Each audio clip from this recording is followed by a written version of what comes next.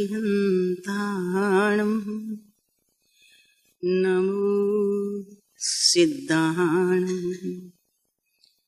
नमो आयर्याणं नमो ओवजहायाणं नमो लोये सब्बसाहुणम् ईसु पंच नमुक्कारो सब्बपावपणासनो मंगलाणं च सब्बेसिं परमं हवै मंगलम् अर्हन्तो भगवन्त इन्द्रमहिता सिद्धाश्च सिद्धिस्थिताः आचार्या जिन शासनोन्नतिकरा पूज्या उपाध्यायका श्री सिद्धांत सुपाठिका मुनिवरा रत्नत्रयाराधका पंचैते परमेष्ठिनः प्रतिदिनं कुर्वन्तु वो मंगलम्। ओंकारबिंदु संयुक्तं नित्यं ध्यायन्ति योगिनः कामदं मोक्षदं चैव ओंकाराय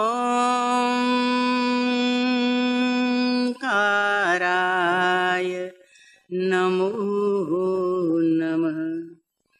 अज्ञानतिमिरान्धानां ज्ञानाञ्जनशलाकया चक्षुरुन्मीलितं येन तस्मै श्रीगुरवे नमः।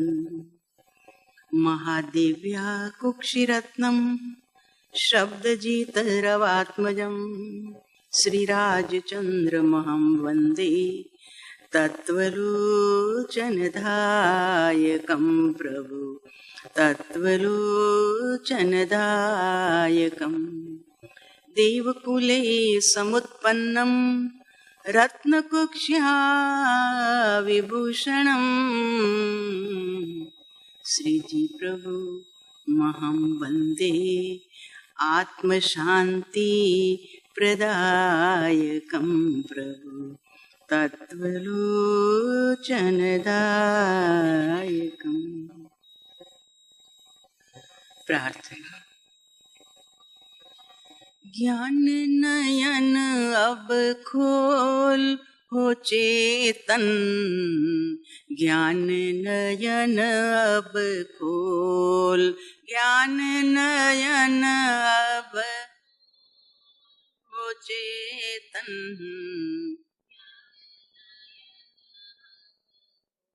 अंतर के पट खोल हो चेतन, ज्ञान नयन अब खोल, अंतर के पट खोल हो चेतन, ज्ञान नयन अब। काल अनादि भव में भटका, काल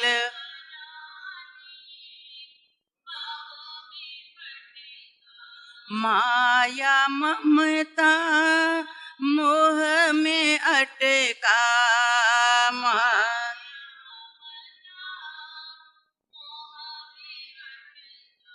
नैया तेरी है डावाडोल हो चेतन, ज्ञान नयन अब खोल, नैया तेरी है डावा हो चेतन, ज्ञान नयन। पुण्योदय से नर्तन पाया, पुण्य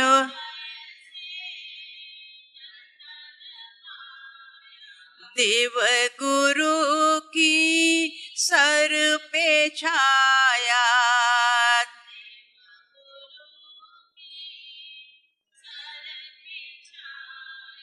धर्म अमृत रस गोल हो चेतन, ज्ञान नयन अब खोल। धर्म अमृत रस गोल हो चेतन, ज्ञान तेरे भीतर गुण रत्ना कर, तेरे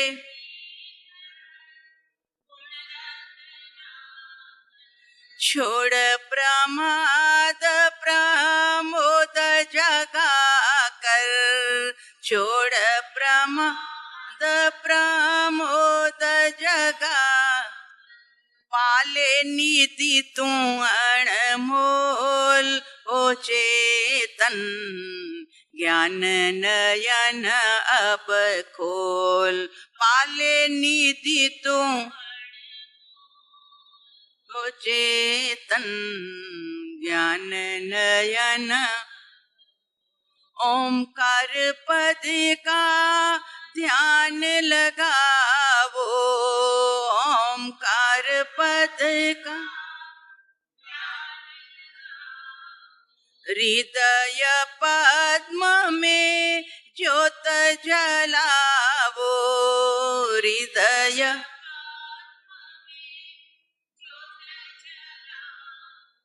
मुख से अरिहंत बोल हो चेतन, ज्ञान नयन अब खोल।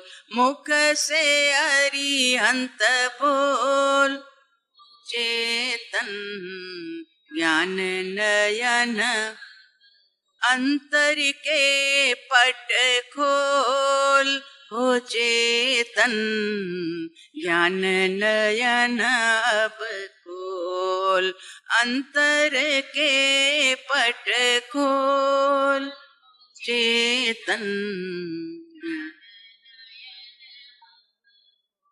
देह छतां जेनी दशा वर्ते देहाती, आ ज्ञानीना चरणमां हो वंदन अगणी। विनय चिंतय वस्तु तत्वं, जगति निजमिह कस्य किं। भवति मतिरिति यस्य हृदये, दुरितमुदयति तस्य किं।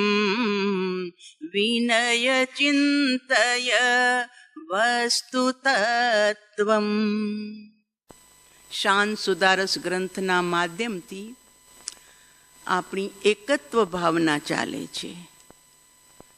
અનંતકાળથી આ જીવ મોહવશ પોતાનું અસલી સ્વરૂપ ભૂલીને પર પદાર્થમાં એકત્વ કરી રહ્યું છે. અનાદિકાલથી કેટલા જન્મ તો કે કોઈ ગણતરી જ નથી, કેટલી યોનિઓ તો કે ગણતરી જ નથી. આ ભૂલ અનાદિકાળથી જીવ કરતો આવ્યો. પરમ કૃપાળુ દેવે લખ્યું ને 200 વચનાવલીમાં કે જીવ પોતાને ભૂલી ગયો, માટે એને સત્સુખનો વિયોગ છે. સુખ જોઈએ છે જીવને, પણ સાચા સુખની ખબર નથી, શાશ્વત સુખની ખબર નથી, એટલે પર પદાર્થમાં એ સુખને શોધે છે. એ સુખ તો તકલાદી છે, ક્ષણિક છે, આવ્યું અને ચાલ્યું જાય, અને આવે ત્યારે હર્ષિત થઈ જાય છે, ચાલ્યું જાય છે ત્યારે દુઃખી થઈ જાય છે. એટલે જે પદાર્થનું સુખ દુઃખ અપાવે એ વાસ્તવમાં સુખ જ નથી. જે સુખ એક વખત આવ્યા પછી જવાનું નામ ન લે એવું સુખ દુનિયામાં ક્યાં છે? જ્ઞાની કહે છે દુનિયામાં જવાની ક્યાં તને જરૂર છે?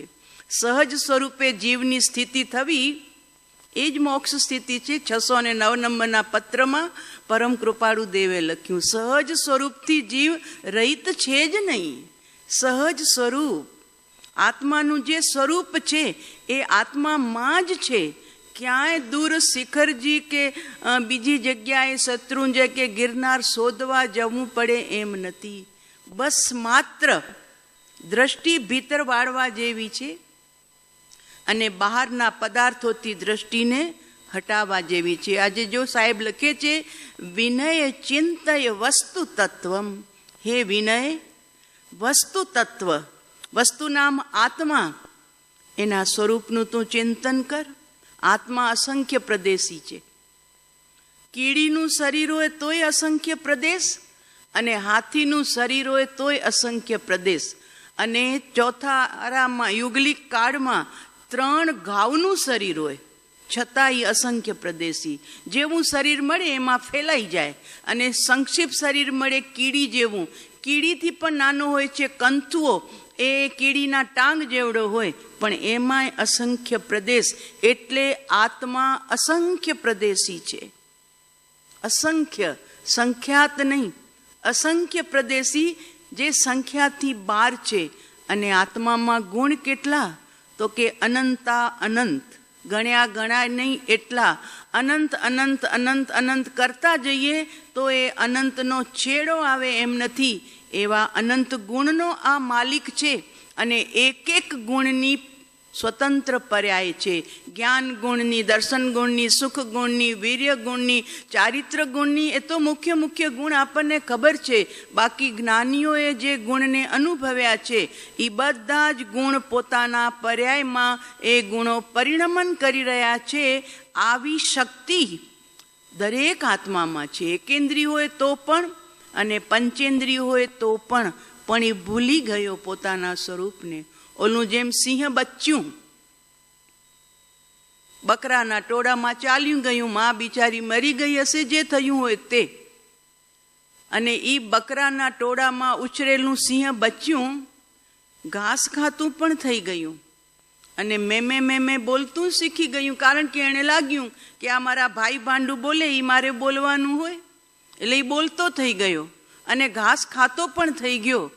એમની કુલ પરંપરામાં ઘાસનું ભોજન નથી, છતાં એ ખાતો થઈ ગયો. પણ જે દિવસે અસલી સિંહ આવ્યો અને એણે જોયું કે મારી ડહાડ સાંભળીને આ ઘેટાને બકરા તો ભાગે, પણ આ મારો જ્ઞાતિબંધુ, મારા જેવું જ જેને શરીર મળ્યું છે, મારા જેવું જ જેને સિંહત્વ મળ્યું છે, એ પણ ભાગે. નવાઈની વાત છે. એણે પડકાર્યો, અરે ક્યાં દોડે છે? ઊભો રે, ઊભો રે, તું મારા કુલનો છે. ચાલ તને બતાવું મારું કુલ. તારું શરીર જો ને મારું શરીર જો, તારી કેસવાડી જો ને મારી કેસવાડી જો. પાણીના જળા પાસે લઈ ગયો, પ્રતિબિંબ જોયું પોતાનું. ઓહો, આ બકરા જેવું મારું શરીર નથી, મારું શરીર તો આના જેવું છે, જ્યાં ઊભો છે એના જેવું. એટલે ઓલો સિંહ કે છે, માર, ત્રાડ માર. 2 પગે કૂદકો મારી અને ત્રાડ માર. અને એણે અંદરનું સિંહત્વ જગાડ્યું. વિશ્વાસ આવી ગયો ને કે મારું શરીર બકરાઓથી જુદું છે, હું આના જેવો છું.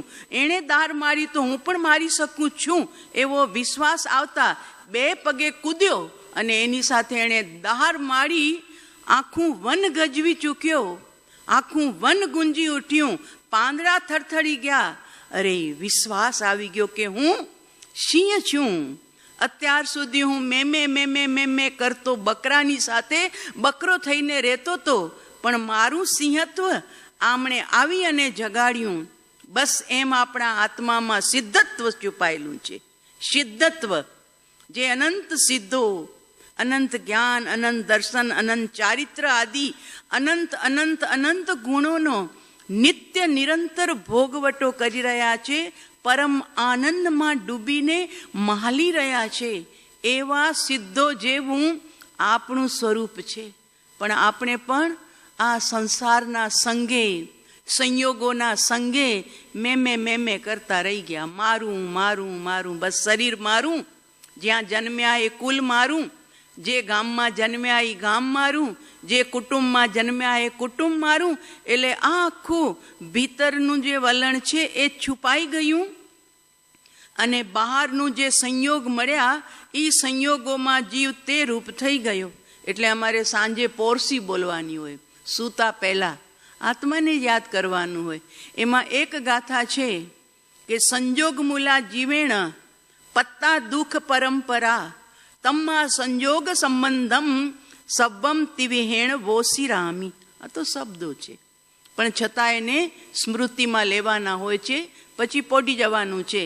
તો કે સંજોગ મૂલા જીવેણ, જે જીવ સંયોગની સાથે જોડાયો છે. સંજોગ મૂલા, સંજોગ સંજોગ સંજોગ, બધા સંજોગ છે. શરીરનો પણ સંજોગ છે, વાણીનો પણ સંયોગ છે, ભાવોનો પણ સંયોગ છે, બધા સંજોગ. અને જેની પાસે મૂળમાં સંયોગ પડ્યા છે એ સંજોગ મૂલા જીવેણ પત્તા દુઃખ પરંપરા. આજ સુધી અનંત કાળથી સંજોગોના કારણે દુઃખની પરંપરાને પામ્યો છે. દુઃખ ને જ દુઃખ, બીજું કાંઈ જ નહીં. એટલે પંચસૂત્રની અંદરમાં સંસારને દુઃખરૂપ કયો છે કે સંસાર દુઃખ સ્વરૂપ છે, દુઃખ ફલક છે. સંસારમાં ફળ દુઃખના જ આવે છે. માટે હે જીવ ચેત, એ દુઃખથી પાછો વળ. તારી પાસે સુખનો સાગર છલકાઈ રહ્યો છે. પણ અનંતકાળથી સંજોગ મૂલા જીવેણ પત્તા દુઃખ પરંપરા તમા સંજોગ સંબંધમ. તેથી સર્વ સંજોગના સંબંધોને સર્વને તિવિહેણ વોસિરામી. નિંદમાં જતા, ઊંઘમાં જતા પહેલા બધા સંયોગોને હું ઓસિરાવું છું. કાલે જો જાગું તો નવો પાછો ઇતિહાસ શરૂ થાય. પણ અત્યારે મારું પ્રાણ છૂટી જાય નિંદમાં, તો બધા સંજોગોથી મારી મુક્તિ છે. કોઈ સંજોગ મારા નથી. સંયોગ છૂટા પડી જાય, સ્વભાવ કદી છૂટો ન પડે. દૂધ ને પાણી ભેગા હોય ને, અને એ પાણીમાં દૂધમાંથી માવો બનાવવો હોય તો દૂધને ઉકાળવું પડે છે. અને દૂધને તમે ઘટ કરવા માટે ચમચો લઈને ગેસ ઉપર, સગડી ઉપર જે હોય સાધન, તમે દૂધને ઘૂંટો છો તો ઘૂંટતા ઘૂંટતા પાણીનો સ્વભાવ વરાળ થઈને ઉડી જવાનો છે. એ સંયોગ છે. દૂધની અંદરમાં પાણીનો સંયોગ છે, અને સંયોગનો સ્વભાવ છે ઉડી જવાનો, નીકળી જવાનો. એટલે જેમ જેમ દૂધ ઘટ થતું જાય છે, અગ્નિ વચ્ચે સાધન મળ્યું છે, તો એ પાણી વરાળ થતું થતું થતું ઉડતું જાય છે. અને દૂધનો સ્વભાવ છે ઘટ થવાનો, એનો સ્વભાવ છે. પાણી સંયોગ હતું, અને આ દૂધમાં રહેલી ઘટતા એ એનો સ્વભાવ છે. એટલે જેમ જેમ જેમ જેમ ઘૂંટાતું જાય છે, એમ એમ તમારું દૂધ ઘટ થતા થતા થતા છેલ્લે માવારૂપ બની જાય છે. તો સંયોગ નીકળી ગયું, અને જે સ્વભાવ હતો દૂધનો એ સ્વભાવ હાજર થઈ ગયો કે જો તમે મને વધુ ઉકાળ્યો તો હું ઘટ થઈ જાઉં, હું માવારૂપ થઈ જાઉં. તો સંયોગ પાણીનો સ્વભાવ એનો અસલી, તો એ અસલી સ્વભાવ માવા રૂપે હાજર રહી ગયો, પાણી ઉડી ગયું. બસ એમ આ સંસારમાં આપણને બધા સંયોગ મળ્યા છે. ભાવોનું પણ એક સંયોગ છે. સિદ્ધ ભગવાનને ક્યાં કોઈ ભાવ છે? નથી શુભ ભાવ ને નથી અશુભ ભાવ, નથી કાયા, નથી કર્મ, નથી કશાય, કાંઈ જ નથી. કારણ કે એ સંયોગો બધાને છોડીને વયા ગયા.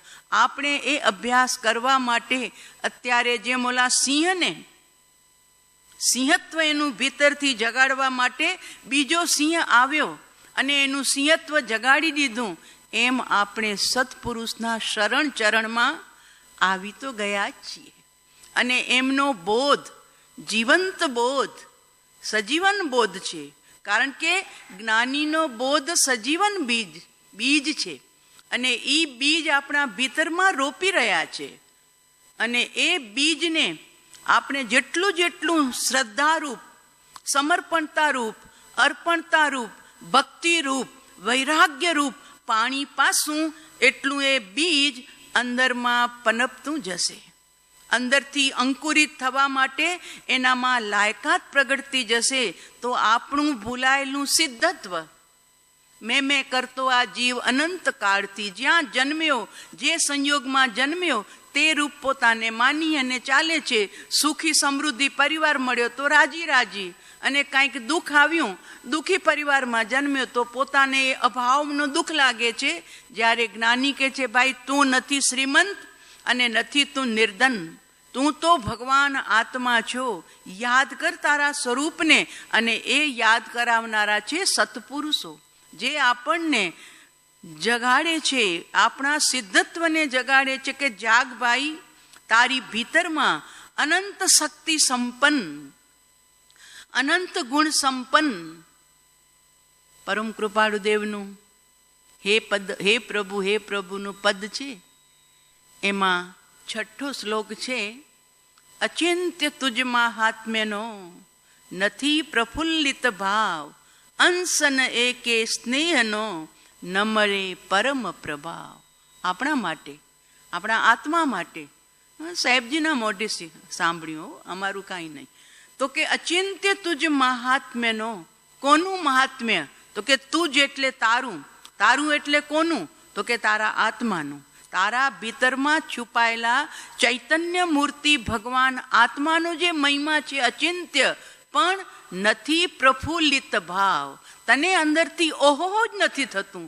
કોકના બંગલા જોઈને, કોકના બંગલાના ફર્નિચર જોઈને, કોઈક પ્રસંગમાં ગયા હો ને ત્યાંની જાઓ જલાલી જોઈને ઓહો થઈ જાય. ઓહો, શું બનાવ્યું, શું ઘર બનાવ્યું છે, શું બંગલો બનાવ્યો છે, શું ફર્નિચર લાવ્યા છે. પર પદાર્થનું બીજાના ઘરનો મહિમા જીવને આવે છે, પોતાના ઘરનો મહિમા આવે છે. બંગલાનો, ફર્નિચરનો, વસ્તુનો, ઘરેણાનો, નવા સેટ લાવ્યા હોય તો એનો આંખ પોડી થઈ જાય, એનાથી જીવ પ્રભાવિત થઈ જાય. પણ જ્ઞાની કહે છે એ જળ ચીજથી તો શું પ્રભાવિત થાય છે ભાઈ? પ્રભાવિત થવા જેવું એક જ તત્વ છે, અને તે છે સદગુરુ ભગવાને બતાવેલો ભગવાન આત્મા. અચિંત્ય તુજ મહાત્મ્યનો નથી પ્રફુલ્લિત ભાવ. તને તારા સ્વરૂપનું વર્ણન સાંભળીને અંદરમાં પ્રસન્નતા જાગી, તું પ્રભાવિત થયો કે ઓહો, ગુરુદેવ એમ કહે છે કે આ જીવ નરકમાં ગયો, અનંતિવાર કપાયો, કૂટાયો, ટુકડા ટુકડા કર્યા, પણ છતાં અસંખ્ય પ્રદેશમાંથી એક પ્રદેશ ઓછો ન થયો, અને અનંત ગુણમાંથી એક ગુણ પણ ઓછો ન થયો. આવો શક્તિ સંપન્ન મારો આત્મા કૂટાય તોય, ડળાય તોય, પીસાય તોય એના ગુણ ઓછા ન થાય, એનું સ્વરૂપ ક્યાં ખંડિત ન થાય, એના સ્વરૂપમાંથી એક પ્રદેશ પણ ઓછો ન થાય, એવો મારો મહિમા છે અચિંત્ય. ચિંતવન કરતા વગર પણ જેનો મહિમા ભીતરમાં જણાય એવો અચિંત્ય તુજ મહાત્મ્ય. પણ હે જીવ, નથી પ્રફુલ્લિત ભાવ. તને તારા સ્વરૂપનું વર્ણન સાંભળીને ભીતરનું સિંહત્વ જાગ્યું નહીં, એના પ્રત્યે પ્રસન્નતા પ્રગટી નહીં કે હું આવો છું, તો હું ગરીબ ઘરમાં જન્મ્યો હું તો પણ આ મારું નહીં, અને હું શ્રીમંત ઘરે જન્મ્યો હું તો પણ એ મારું નહીં. એ તો બધું પુણ્યનું છે, એની દેન છે. એ હાજર હોય ત્યાં સુધી બધું હાજર, અને પુણ્યનો પડખો બદલાય તો પાપનો ઉદય આવે તો બધું જાય. તો પુણ્ય અને પાપ એ મારામાં હોઈ જ ન શકે. હું એનાથી જુદો છું. એટલે એનો આજ સુધીમાં પ્રફુલ્લિત ભાવ જીવને આવ્યો નથી. નથી પ્રફુલ્લિત ભાવ, અંસન એકે સ્નેહનો. સંસારના પાત્રો પ્રત્યે સ્નેહ જાગ્યો, ઘરના પ્રત્યે સ્નેહ જાગ્યો, ફ્રેન્ડ સર્કલમાં સ્નેહ જાગ્યો, બધી જગ્યાએ પ્રેમ જાગ્યો, પણ પોતાના આત્માનું ગુરુદેવ કહે છે અંસન એકે સ્નેહનો. એક અંશ પણ તને તારા આત્મા પ્રત્યે જાગ્યો નથી. એ જગાડવા માટે સત્પુરુષોનું શરણું છે કે પ્રેમ કર. સંસારનો પ્રેમ તો અસ્ખલિત નથી ચાહવાનો, એ તો ગમે ત્યારે ખંડિત થઈ જશે. એટલે તો આનંદગન સાહેબે ગાયું, રિષભજીનેશ્વર પ્રીતમ માહરો રે. એમાં લખ્યું, પ્રીત સગાઈ રે જગમાં સૌ કરે. આખી દુનિયા પ્રીત કરે છે, પણ પ્રીત સગાઈ ન કોઈ સાચી સગાઈ નથી. પ્રીત સગાઈ રે નિરુપાધિક કહી, સોપાધિક ધન કોઈ. આ પ્રીતિ તો ગમે ત્યારે વાંધો વચકો આવી જાય, અંદરમાં પંચર પડી જાય. પત્રિકા ન લખી હોય તો કે જો બધાને લગ્નમાં બોલાવ્યા, અમને ન બોલાવ્યા. ઘરનું ઉદ્ઘાટન હતું, બધાને બોલાવ્યા, અમે તો એમના ખાસ હતા, પણ અમને ન આમંત્રણ આપ્યું. બસ થયું. વાંધો વચકો સંસારની પ્રીતિમાં થયા વિના રહેતો નથી. જીવને ખોટું લાગે છે. જ્યારે સાહેબ કહે છે, આનંદગન સાહેબ, કે પ્રીત સગાઈ રે નિરુપાધિક, કોઈ ઉપાધિ નહીં. તો એવી ક્યાં છે પ્રીતિનું સ્થાન કે જ્યાં નિરુપાધિક પ્રીતિ જાગે? તો કે તારી પાસે છે. ત્યાં જગાડ પ્રીતિ, ત્યાં જ બાંધ સ્નેહ. ગુરુદેવ લખે છે કે અંશ ને એકે સ્નેહનો. તો કે નહીં સાહેબ, હવે આખો પોટલો, હવે આખો જ્ઞાન પ્રેમનો કરશો મારા આત્મા માટે, હું એનાથી પ્રેમ કરીશ, હું એનાથી પ્રેમ કરીશ. અમે પાવાપુરી હતા ને, એક ભાઈ ફરીદાબાદથી આવતા હતા, દર મહિને આવે, 3 દિવસ રોકાય. આમ તો અમારી પાસે ના આવે, અમે કંઈ પૂછીએ નહીં, પણ આંબીલ કરતા હતા એટલે આંબીલના પચખા લેવા બપોરના 1 વાગે મારી પાસે આવે. આમ માવી સ્વામી પાસે બેઠા હોય ચરણોમાં, તો મેં એને રોજ મારા હાથમાં હોય, તો મેં પૂછ્યું, ભાઈ સાहब आप क्या जाप करते हो, क्या जाप करने आते हो, हर महीने आते हो, मैं आपको देखती हूँ और पचखान लेने भी आते हो.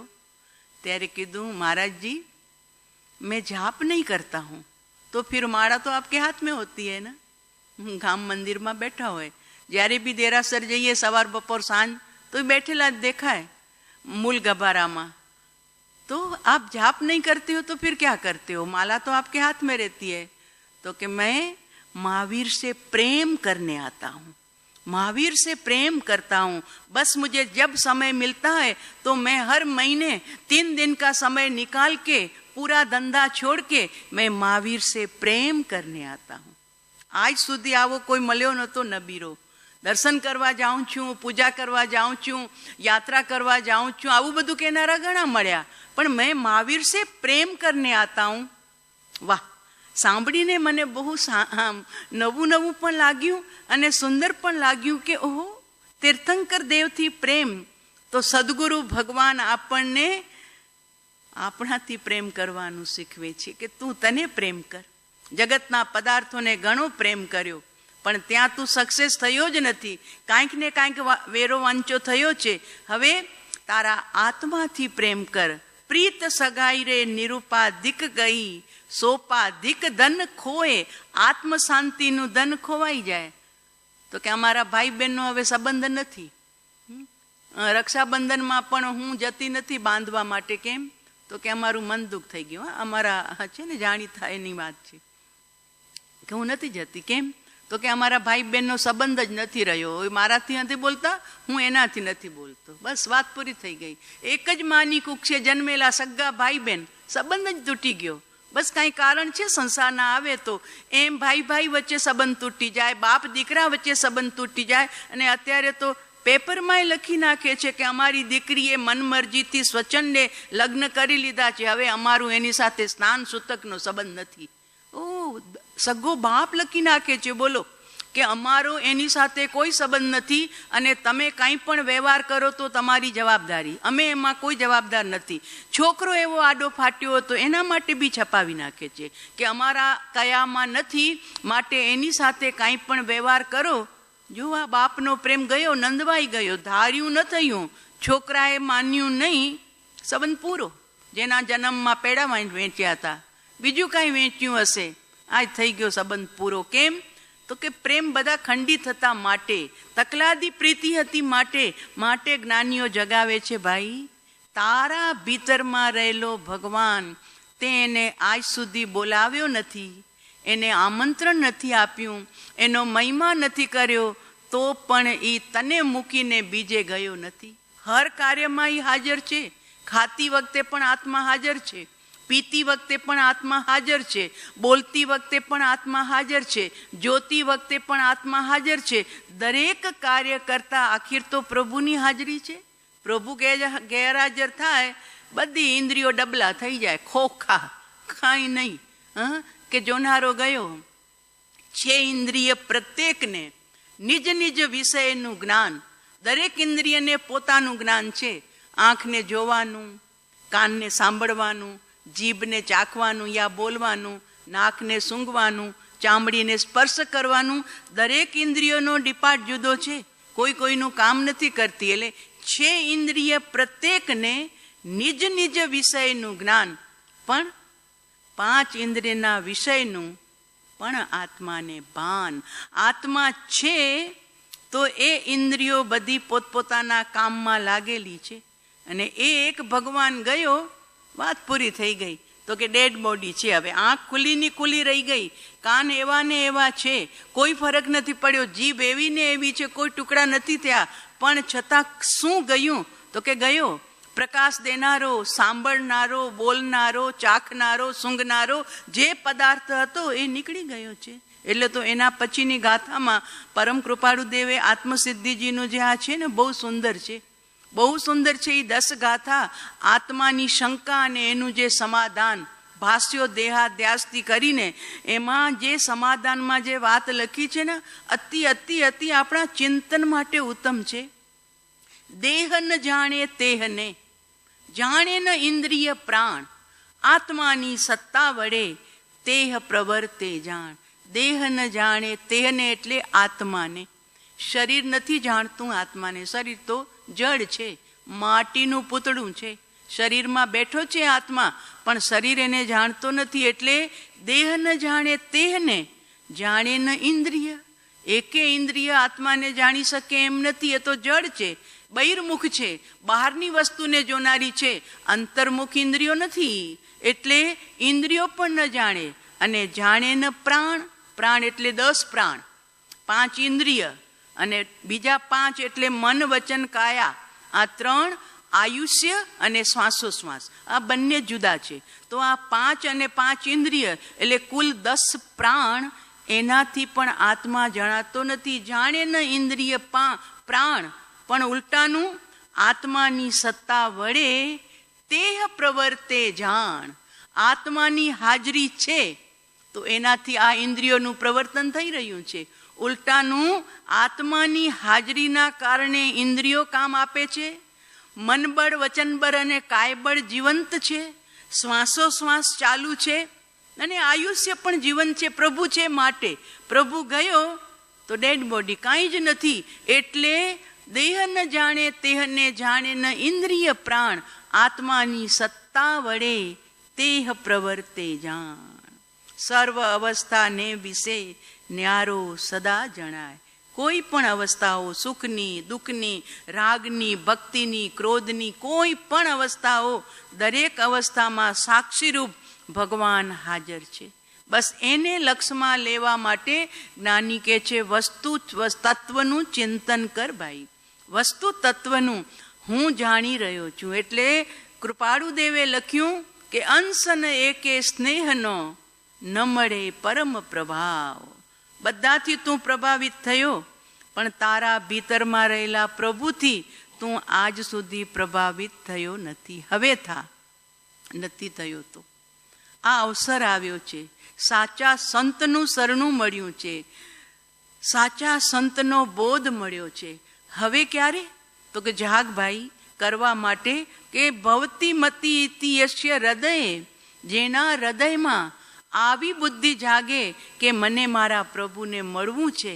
તો પરમ કૃપાળુ દેવનું વચન છે, તમારી ઈચ્છા જો પૂરેપૂરી હશે તો ઈચ્છામાં ને ઈચ્છામાં તમને પદાર્થની પ્રાપ્તિ થઈ જશે. પણ ઈચ્છો ભીતરથી, નાભીથી એનો પોકાર ઉઠે કે મને કોઈ પણ સંજોગોમાં એકત્વ ભાવનાને પૂર્ણ કરવી છે. એકડે એક, બસ એક હું, બાકી બધું છે પણ એ બગડે 2માં છે. મારું કાંઈ નથી અને બગાડે છે. ઉલટાનું ભાવો પણ આપણું બગાડે છે. શુભાશુભ ભાવ સુખ દુઃખ અપાવે છે. ભાવો પણ બગાડ કરે છે, શરીર પણ બગાડ કરે છે. એટલે તો લખ્યું કે આત્મા 3 કેદમાં છે. એક કાયાની કેદ છે, બીજી કર્મોની કેદ છે અને ત્રીજી કષાયની કેદ છે. એને શાસ્ત્રીય પરિભાષામાં નો કર્મ, દ્રવ્ય કર્મ અને ભાવ કર્મ નામ આપવામાં આવ્યું છે. આ શાસ્ત્રીય પરિભાષાના 3 નામ. પણ આમ આપણે પ્યોર ગુજરાતી ભાષામાં જોઈએ તો કષાયની કેદ, પછી કર્મની કેદ અને પછી કાયાની કેદ. તો કાયાની કેદ આજ સુધી કદી ખુલી જ નથી. શરીર નાનું મળ્યું કે મોટું મળ્યું, પરિવાર વગર આ જીવ જીવ્યો છે, ધન વગર જીવ્યો છે, ઘર વગર જીવ્યો છે. જંગલમાં જન્મ થયા, ક્યાં ઘર છે, ક્યાં પરિવાર છે? એકલા એકલા નારકીની દુનિયામાં ક્યાં પરિવાર છે? કોઈ જ નથી. એકલો નારકીનો જીવ છે બિચારો. અને એ દુઃખ ભોગવે છે. તો પરિવાર વગર, ધન વગર, ઘર વગર આ જીવ જીવ્યો છે. પણ એવો એક ભવ નથી કે જેમાં શરીર ન મળ્યું હોય. શરીર વગરનો એક ભવ નથી. નાનું કે મોટું શરીર મળ્યું છે એટલે વધારી આપણી મમતા છે ને શરીર સાથે છે. શરીર સાથે છે. આમ ધન પ્રિય છે લોકને, પણ છતાં શરીર બગડે, ડૉક્ટર પાસે જાય, ઓપરેશન કરાવવું પડશે, 3 લાખ લાગશે તમારે, તો કે વાંધો નહીં, 3 લાખ શું 5 લાખ લાગે તો પણ હું ખર્ચવા તૈયાર છું, પણ મારું શરીર સુંદર થવું જોઈએ. દીકરો પ્યારો છે, પણ હોસ્પિટલમાં લઈ જાય, ડિલિવરીનો પ્રસંગ હોય અને ડૉક્ટર સાહેબ કે હું પ્રયત્ન તો બંનેને બચાવવાના કરીશ, માતાને પણ અને સંતાનને પણ ભાઈ રિસ્ક છે, બેમાંથી ના ડૉક્ટર સાહેબ અમને બંને ખપે છે, દીકરો અને દીકરાની માં, સંતાન અને હા અમે પૂરો પ્રયત્ન કરશું, પણ છતાં કહી ન શકાય, એક બચી શકે એમ છે. બોલો અમે બેમાંથી કોને બચાવીએ? આપણે કોને કહીએ બચાવજો? શેની રજા આપીએ? જો છે ને, દીકરો પસંદ છે, દીકરો પ્રિય છે, પણ જ્યારે 2 ઓપ્શન આવે છે ત્યારે કહી દઈએ છીએ કે એ તો બીજો આવી જશે, જવા દો, પણ માને જીવતી રાખજો. કોણ કે છે કે સંતાન પ્રિય? આ કયું પ્રિયત્વ ક્યાં રહ્યું ભાઈ તારું? ધન પ્રિય છે, પણ છતાં શરીરના મમતા પાસે એ બધું ગૌણ થઈ જાય છે. એટલે જ્ઞાની કહે છે વધુમાં વધુ જો આ જીવની મમતા અને મોહ હોય તો આ શરીર પ્રત્યે છે, અને એ શરીરનો મમત્વ પોતાની મેળે છૂટે એમ છે જ નહીં. એના માટે નિત્ય હેમરિંગ, અને તે પણ અજ્ઞાની ગુરુનું હેમરિંગ કામ નહીં આવે. એ તો સાચા સંતની સોટી વાગે, પ્રવચન અંજન જો સદગુરુ કરે. આનંદગન સાહેબ કહે છે પ્રવચન અંજન સદગુરુ કરે, દેખે પરમ નિધાન જિનેશ્વર. પરમ નિધાન, ભીતરમાં છુપાયેલું પરમ નિધાન, એને કદી કાંટ ન લાગે, એને કદી ઉદય ન લાગે, એ કદી ખોવાય નહીં, એવું નિધાન તારી પાસે છે. પણ ક્યારે દેખાશે? કે જ્યારે તને સદગુરુ હેમરિંગ કરશે, એના બોધને તું પ્યારપૂર્વક, ભક્તિપૂર્વક, પ્રેમપૂર્વક ગ્રહણ કરી અને હૃદયમાં તું ધારણ કરીશ, તો આવી તારા ભીતરમાં શક્તિ પડી છે, છુપાયેલી છે, અનંતકાળથી પડી છે, પણ તને મળી નથી. માટે તો પરમ કૃપાળુ દેવ 213 નંબરના પત્રમાં લખે છે કે હે પુરાણ પુરુષ, અમને તારા કરતાં પણ સત્પુરુષ વધારે પ્રિય લાગે છે. કારણ કે તું દુર્ગટ રહ્યો છે, તું સાથે હોવા છતાં અમે તને જાણી ન શક્યા, અને જેમણે જાણ્યો છે એ અમને તારી સાથે મુલાકાત કરાવી શકે એમ છે. એટલા માટે અમને સત્પુરુષ વિશેષ પ્રિય છે. તો આવી ભીતરમાં છુપાયેલી શક્તિ જ્ઞાનીઓ જગાડે છે. ભાઈ પ્રેમ કરવો જ છે, તારી સાથે કર, એનો તને પ્રભાવ જગાડ. કોઈ પણ વસ્તુમાં, કોઈ પણ કાર્ય કરતા તારા આત્માને જગાડ, નહીં તો બધું બગડે. 2માં છે, એકડે એકને ભૂલીને બાકી બધું બીજું 2 જ છે, બધું બીજામાં છે.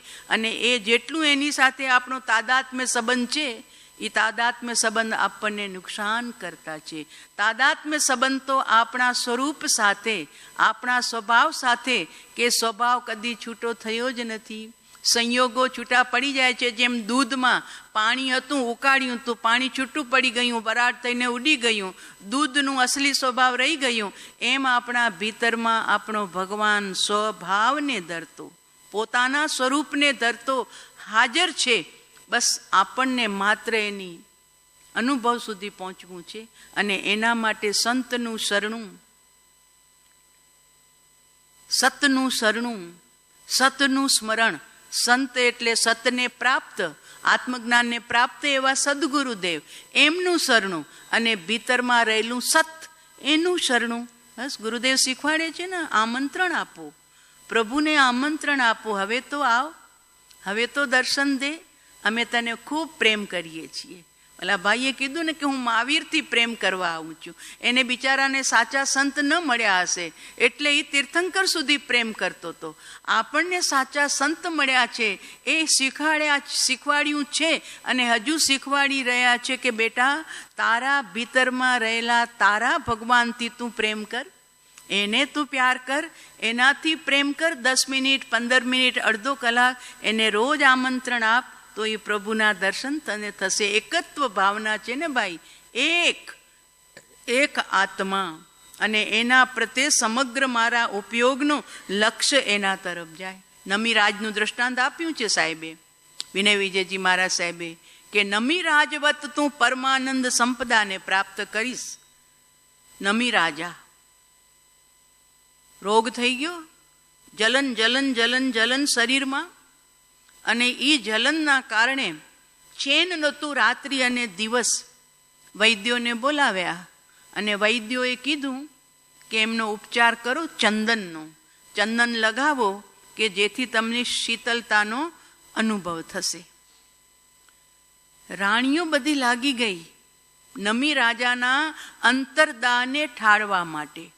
હવે ચૂડા પહેરે ને રાણી સાહેબાઓ તો કેટલીય બંગડી એક સાથે હોય, એટલે બધી ઓરસિયા ઉપર ચંદનના ટુકડા લઈ લઈને ઘસવા લાગી. લગાતાર એક ચંદનનો લેપ કરે, વળી સુકાઈ જાય, વળી લગાડે એટલે એને ઉતારી નાખે, વળી લગાવે તો કેટલી બધી ચંદન ખપે. એટલે ચંદનના ઘસારા થતા હતા, એમાં બંગડીઓ હાલતી હતી, કંગન એકબીજા સાથે ઘસાતા હતા. તો નમી રાજા કહે છે કે તમે લોકો કેટલો કલસોર કરો છો, મારાથી સહન નથી થતું, અવાજ બંધ કરો તમે લોકો. હવે રાણી સાહેબાઓ કહે છે મંત્રીશ્વરને કે તમે અમને કહો છો કે કલસોર બંધ કરો, પણ અમે જો ઘસવાનું બંધ કરશું તો રાજા સાહેબને શીતલતાનો અનુભવ કેમ થશે? ચંદન બંધ થઈ જશે, અમે લોકો ઘસશું નહીં તો ચંદન ઘસવા જરૂરી છે, ઘસવું, અને ઘસશું તો બંગલીનો તો અવાજ કંગનનો થશે. ત્યારે મંત્રીશ્વર કહે છે રાખો, સૌભાગ્યનું કંકણ રાખો, બાકી કંકણ બધા ઉતારી નાખો, જેથી ચંદન ઘસવાનું પણ ચાલુ રહે, અવાજ પણ બંધ થઈ જાય, જેથી રાજા સાહેબને શાંતિ મળે. એમનાથી આ અવાજ સહન નથી થતો, એક બાજુ શરીરની વેદના, જલન, બળતરા, અને એમાં તમારો કલસોર બંધ સાહેબથી સહન નથી થતું. રાજા સાહેબથી કંકણ કાઢી નાખ્યા બધા. હવે એક જ સૌભાગ્યનું કંકણ રાખ્યું, ઘસાય છે. તો રાજા સાહેબે સાંભળ્યું કે બધો અવાજ બંધ થઈ ગયો, એટલે પૂછે છે શું બધી રાણી પ્રમાદમાં પડી ગઈ, પ્રમાદી થઈ ગઈ છે? હવે મારા પ્રત્યે એમને પ્રીતિ નથી રહી, મારા માટે ચંદન ઘસતી હતી, હવે ઘસવાનું બંધ કરી નાખ્યું છે? તો કે ના સાહેબ, રાજા સાહેબ ચંદન ઘસાઈ રહ્યું છે, આપના માટે નવા નવા કટોરા ઘસાયેલા તાજા આવી રહ્યા છે, અને એનું તો અમે વિલેપન કરીએ છીએ. તો કે પહેલા અવાજ થતો તો ને, હવે અવાજ કેમ બંધ થઈ ગયો? તો કે રાણી સાહેબાના હાથમાં જે કંગનના ચૂડા હતા એ બધા દૂર થઈ ગયા છે. માત્ર હવે એક કંકણ સૌભાગ્યની નિશાની રૂપ રહ્યું છે. તો હવે એક કંકણ કોની સાથે ઝઘડે, કોની સાથે અવાજ કરે, કોની સાથે ભટકાય? એટલે કામ ચાલુ છે, ચંદન ઘસાઈ પણ રહ્યું છે, અને આપને શાંતિ મળે એના માટે બધાએ એક જ કંકણ જીવંત રાખ્યું છે, બાકી બધા ઉતારી નાખ્યા છે. બસ આટલું નિમિત્ત મળતા તો નમી રાજર્ષિ ચિંતનમાં ચડી ગયા. ઓહો, જાજા કંકણે જાજો અવાજ, એક કંકણમાં શાંતિ છે. તો આ શરીર અને અંદરમાં રહેલો મારો આત્મા, આ બે ભેગા થયા છે, એનું તો આ ઘર્ષણ છે. એટલે તો આ રોગનો હું ભોગી બન્યો છું. કેમ ન હું મારા એક આત્માને પકડું? એકડે એક, બસ એક, એકો હમ નથી મેં કોઈ, હું એક છું, મારું કોઈ નથી. વાસ્તવમાં કોઈ નથી. જ્યારે અર્થી જાય છે, જીવ ચાલ્યો જાય છે, ક્યાં કોઈ સાથે જાય છે ભાઈ? એકો હમ નથી મેં કોઈ, નાહ મનસ્સ કસઈ, કોઈ મારું નથી અને હું કોઈનો નથી. એવમ અદીણ મણસો, અદીન મનથી રોતા રોતા નહીં, શું કરું, મારી કોઈ ખબર રાખનાર નથી, મારું કોઈ નથી, પણ અદીન મનસો, સુરવીરતાથી. એવમ અદીણ મણસો અપાણમ મનુશાસઈ, આત્માને અનુશાસિત કરો, એને બોધ આપો કે તું આવ્યો હતો ત્યારે પણ એકલો હતો, જઈશ ત્યારે પણ એકલો, અને અત્યારે જીવે છે તો પણ તું તો એકમાં જીવે છે. ભલે ને 5 જણા એક રૂમની અંદરમાં સૂતા હોય, સૌ પોતપોતામાં છે. તારી સાથે ક્યાં કોઈનો સંયોગ છે કે તારી સાથે કોઈ એમનો પાઠ છે? કે તારી સાથે ભાગીદારી છે, માટે તારા આત્માને તું અનુશાસિત કર. એટલે એને બોધ આપ. નમી રાજા પોતાના આત્મામાં જાગી ગયા. ઓહો, એક છે ત્યાં શાંતિ છે, બે છે ત્યાં અશાંતિ છે. આપણી પાસે પણ બે છે, એક શરીર અને એક આત્મા. એ બેનો સંઘર્ષ ચાલે છે. અને જરી ઓર ગહેરાઈથી જઈએ તો આપણા સદગુરુદેવ આપણને બતાવ્યું કે તમારું જ્ઞાન અત્યારે મોહની ધૂલથી મેલું થઈ ગયું છે. એટલે જ્ઞાન અને મોહ આ બંનેનો જે સંઘર્ષ ચાલુ છે, એટલે તમારું જ્ઞાન અનંત શક્તિ સંપન્ન હોવા છતાં પણ અત્યારે દબાયેલું છે. રાગની સાથે મોહની સાથે એકત્વ કરીને બેઠું છે. માટે તમને પર્યાયની અંદરમાં વિતરાગતાનો આનંદ મળતો નથી. પર્યાયની અંદરમાં પરમ શાંતિનો આનંદ મળતો નથી. રાગ અને દ્વેષનો અહેસાસ થાય છે. તીર્થંકર ભગવાન અને આપણા દ્રવ્યમાં જરી પણ અંતર નથી. જેવો એમનો આત્મા હતો એવો જ અત્યારે આપણો આત્મા છે. જેટલા એમની પાસે ગુણ હતા એટલા જ ગુણનો ધણી આપણો આત્મા છે. અંશ માત્ર પણ ફરક નથી. પણ ફરક ક્યાં પડ્યો? તો કે દ્રવ્યથી સમાન, ગુણથી પણ સમાન અને પરમાત્માએ સદગુરુ ભગવાનની છાયામાં બોધ પ્રાપ્ત કરી અને બહિર્મુખી પર્યાયને, બારમાં ફરતી પર્યાયને એમણે અંતર્મુખ કરી.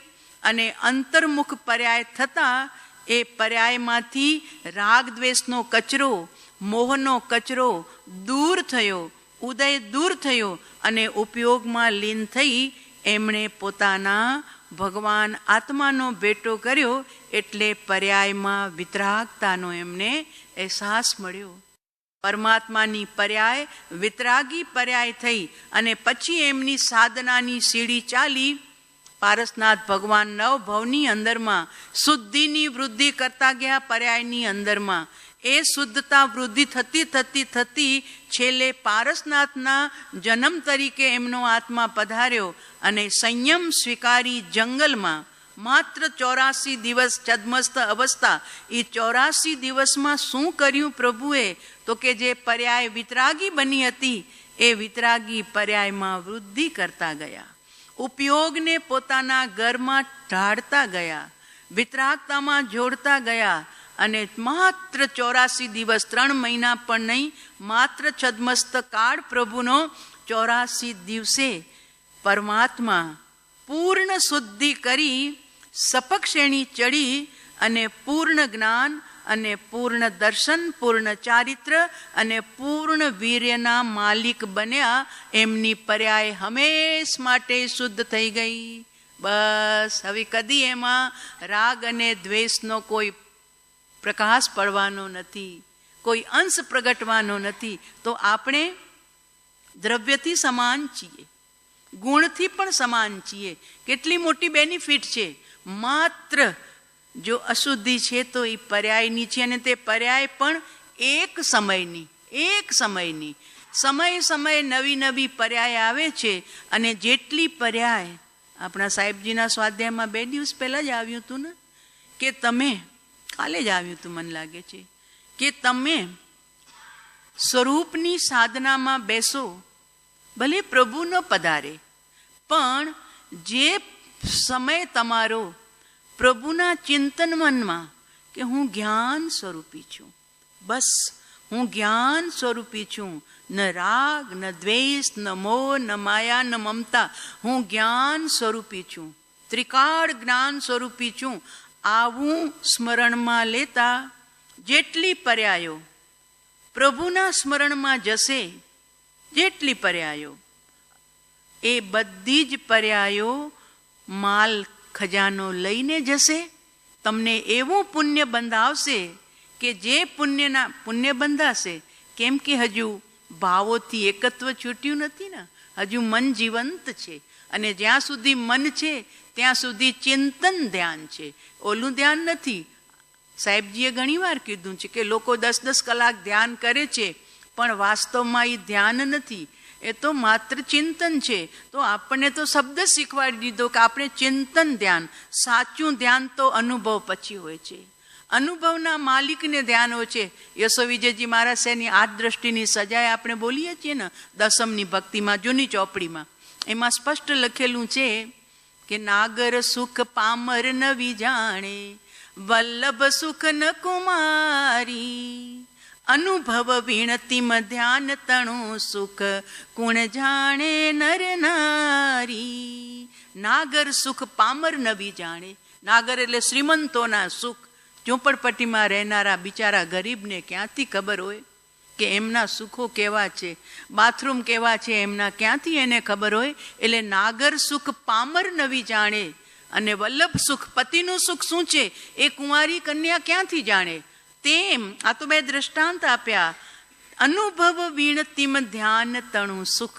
જ્યાં સુધી પ્રભુનો અનુભવ નથી થયો, પર્યાય રાગ દ્વેષથી છૂટી પડીને પોતાના પ્રભુ સાથે એકત્વ કરી અને વિતરાગતાનો અનુભવ નથી કર્યો, ત્યાં સુધી ધ્યાનનું સુખ કોણ જાણે નરનારી? ક્યાંથી ખબર પડે કે આ ધ્યાનનું સુખ આ છે કે બહાર આવવાનું મુનિઓને મન નથી થતું?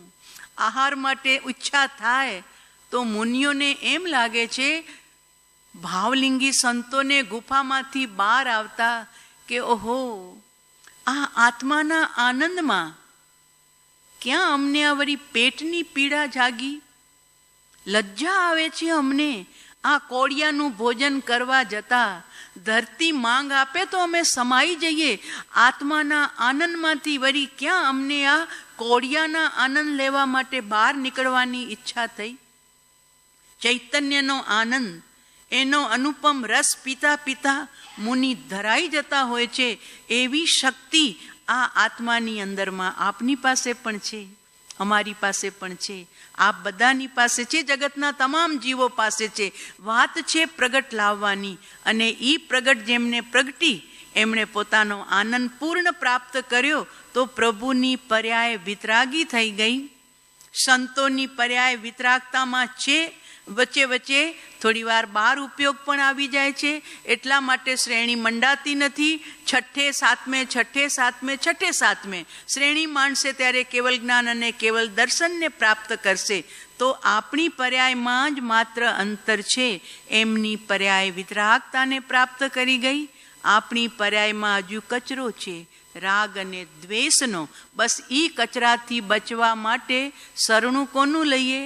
તો કે એક આત્મા ત્રિકાલીના શરણામાં બેસો. જેટલી વાર બેસાય એટલું. કેમ? મારા ગુરુદેવે બહુ વર્ષો પહેલાં અમે સત્સંગ કર્યું ત્યારે કીધું કે ત્રિકાલીનું શરણું લેવાનું છે. કેમ? તો કે તમે જ્યારે કપડાં સૂકવો છો ને તો કપડાં માટે રસી બાંધવી પડે છે. તો રસી કેવી જગ્યાએ બાંધો? ઢીલી રસી સાથે રસી બાંધો કે ફીટ વસ્તુ સાથે રસી બાંધો? તો કે સાહેબ ફીટ સાથે જ બંધાય ને. જાળી હોય કે ખીંટી હોય, જે પણ હોય, પણ જેમ વસ્તુ ફીટ છે એની સાથે રસી બાંધીએ તો રસી ફીટ બંધાય. અને જો ઢીલી વસ્તુ સાથે રસી બાંધીએ તો હિંચકો થઈ જાય. કપડાં બધા હિંચાતા હોય, હિંચકો લેતા હોય. એટલે રસી બાંધવા માટે, રસી ઢીલી છે એ તો ગૂંચડો વળી જાય, પણ રસીને ફીટ બાંધવા માટે ખીલી ફીટ જોઈએ છે. પછી જાડી હોય તોય ભલે, કોઈ લાકડું હોય તોય ભલે, પણ જગ્યા ફીટ જોઈએ. તો જેમ ફીટ જગ્યામાં રસી પણ ફીટ થઈ જાય છે અને કપડાં પણ વ્યવસ્થિત સુકાય છે, એમ આપણી પર્યાય રસી જેવી છે. પલટ સમય પલટ કરે છે. તો પલટતી પર્યાયમાં ધ્યાન નથી દેવાનું, એ તો અસ્થિર છે. તો એ અસ્થિર પર્યાયને સ્થિર કરવા માટે, જેમ અસ્થિર રસીને સ્થિર કરવા માટે ખૂંટી, એકદમ ફિટ ખૂંટી, એમ તારી આ અસ્થિર પર્યાય, પલટતી પર્યાયને સ્થિર કરવા માટે કોનું શરણું લેજે? તો કે ત્રિકાલી ખૂંટો અનંત કાળથી શુદ્ધ સ્વરૂપને ધરતો શુદ્ધાત્મા તારી ભીતરમાં બેઠો છે. ત્યાં જા ધ્યાન કરવા માટે. સોગાનીજીનો એક વચન છે, બહુ સુંદર છે, મને બહુ પસંદ છે. તો એમણે લખ્યું છે કે વિકલ્પાત્મક વિચાર મેં ભી વિકલ્પાત્મક વિચાર મેં બી, એટલે વિકલ્પો ચાલે છે, વિચારો ચાલે છે, તો પણ વિકલ્પાત્મક વિચાર મેં બી શરીરાકાર, જે રીતે બેઠા હોઈએ, ખુરશીના આસનમાં હોઈએ કે નીચે બેઠા હોઈએ, સુખાસનમાં હોઈએ કે પદ્માસનમાં, જેની જે બી પરિસ્થિતિ, તો શરીરાકાર ચૈતન્ય મૂર્તિ કો ટાંક દો. એડીથી ચોટી સુધી યા ચોટીથી એડી સુધી જેમ તમે બેઠા છો તેમ એકત્વ ભાવના ભાવી છે ને, હું એક છું. તો કે વિકલ્પાત્મક વિચાર મેં બી શરીરાકાર ચૈતન્ય મૂર્તિ કો ટાંક દો. ટાંક દો, ઉપરથી નીચે સુધી હું જ છું. જ્ઞાન સ્વરૂપી ચૈતન્ય મૂર્તિ मैं ही हूं. और फिर क्या करेंगे? પછી એમણે લખ્યું કે બસ યહી તો મેં હું, યહી તો મેં હું. એ રીતે એના ઉપર તમે ફોકસ કરો. યહી તો મેં હું. ચૈતન્ય આકારે, શરીર આકારે ચૈતન્ય છે, પણ છે તો હું. બસ યહી તો મેં હું.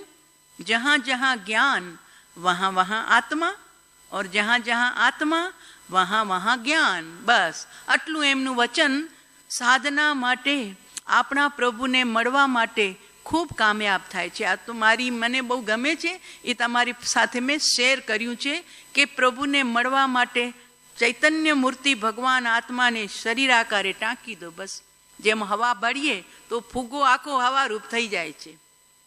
જ્યાં હવા છે ત્યાં ફૂગો ફૂલાયેલો હોય છે. એમાં શરીરની અંદરમાં જ્યાં જ્યાં ભગવાન આત્મા છે એને બસ જોયા કરો. એ જ તો હું છું. એના ઉપર ફોકસ. આ જ હું છું. ઇન્દ્રિયો તે હું નથી, મન તે હું નથી, વાણી તે હું નથી, સંકલ્પ તે હું નથી, વિકલ્પ તે હું નથી. બસ હું છું, હું જ છું.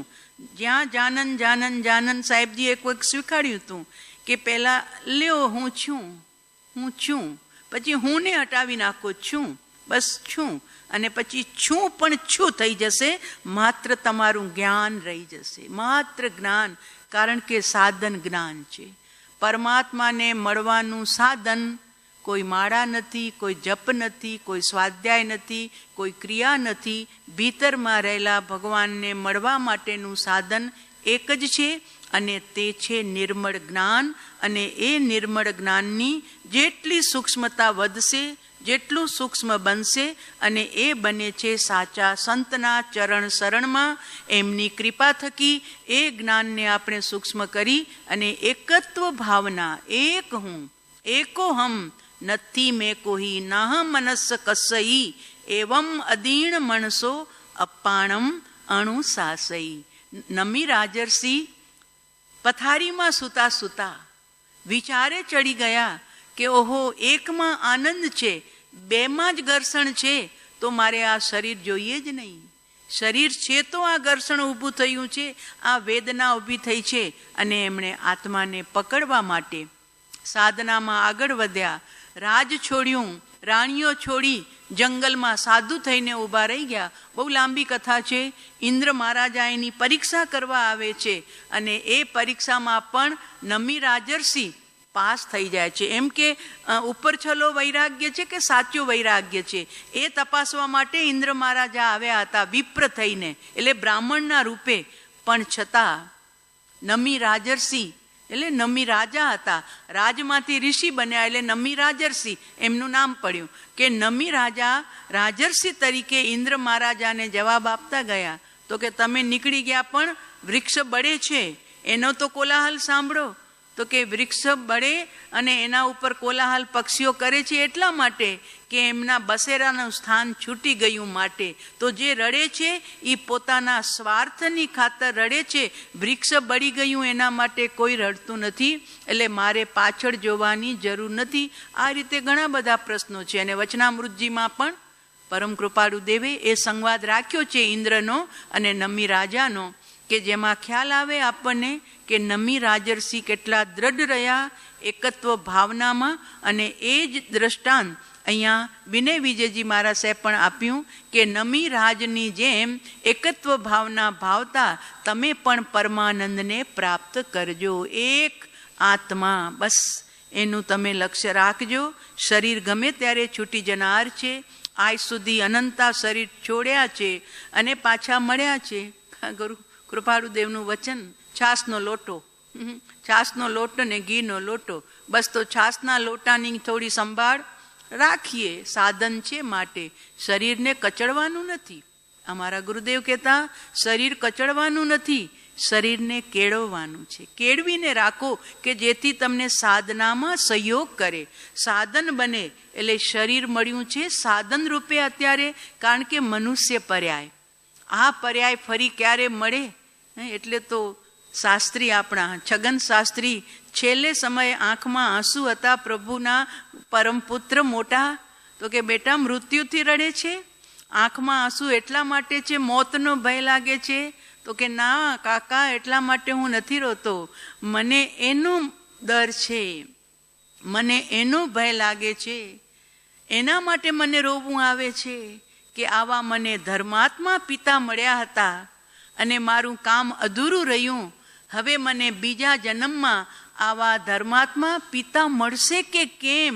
બસ એના માટે મને રોવું આવે છે કે હવે ક્યાં મળશે, ક્યાં શોધીશું ધર્માત્મા પિતાને? બસ એના માટે તો આવો મનુષ્ય પર્યાય આપણને પણ સાધના માટે મળ્યો છે, સાચા સંતનું શરણું મળ્યું છે. બસ હવે આપણે આપણું જ્યાં સુધી પહોંચાય ત્યાં સુધી કાર્ય કરીએ, એવું આ એકત્વ ભાવનામાં વિનય વિજયજી મહારાજ સાહેબ કહે છે, ચિંતય વસ્તુ તત્વમ જગતિ કિમ નિજમ. મારું શું છે આ જગતમાં? વિચાર. અને આત્મતત્વને પણ વિચાર કે જેથી તારી ગાડી સાધનાના માર્ગે આગળ વધે. એવી પરમ પવિત્ર મંગલ ભાવના સાથે વિતરાગની આજ્ઞા વિરુદ્ધ કાંઈ પણ કહેવાયું હોય તો મિચ્છામિ દુક્કડમ.